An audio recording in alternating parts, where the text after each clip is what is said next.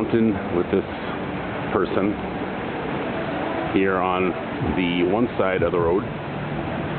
But if you go to this side, go over this way, there's another one, but that one is under construction. You can see that fence line is all the way under construction, so they're doing something with it in terms of repurposing it, or should I say reconstructing it, making it better.